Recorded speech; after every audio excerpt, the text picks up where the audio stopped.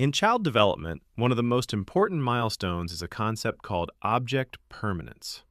This is the understanding that objects continue to exist even when they cannot be seen, heard, or touched. According to the psychologist Jean Piaget, infants usually develop this skill during the first 2 years of life. For a very young baby, the world is essentially out of sight, out of mind. If you show a 4-month-old a colorful toy and then cover it with a blanket, the baby will act as if the toy has simply vanished. They won't try to lift the blanket because, to them, the toy no longer exists. However, as the child grows, they begin to maintain a mental image of the object. By the age of 8 or 9 months, if you hide that same toy, the baby will reach out and move the blanket to find it.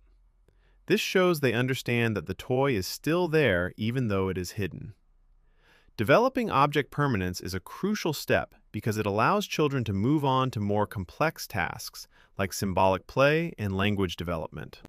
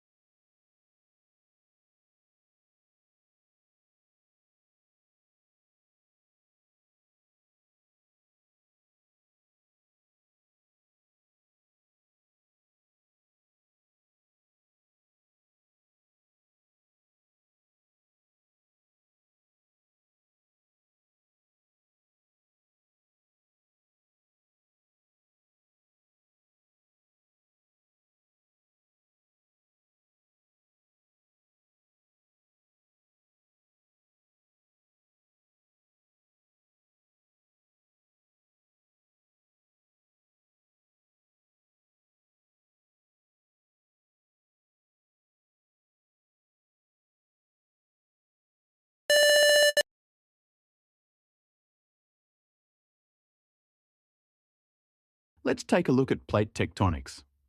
For a long time, scientists noticed that continents, like South America and Africa, seemed to fit together, like pieces of a jigsaw puzzle. In the early 20th century, the theory of continental drift was proposed. It suggested that millions of years ago, all land was joined in a single supercontinent called Pangaea.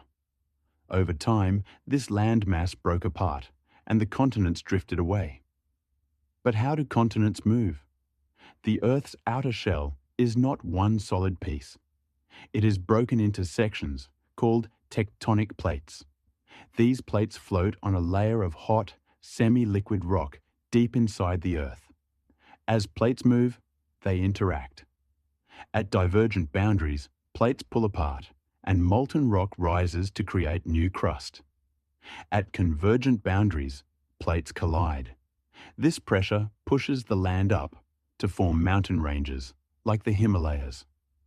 Understanding these movements explains why we have earthquakes and volcanoes.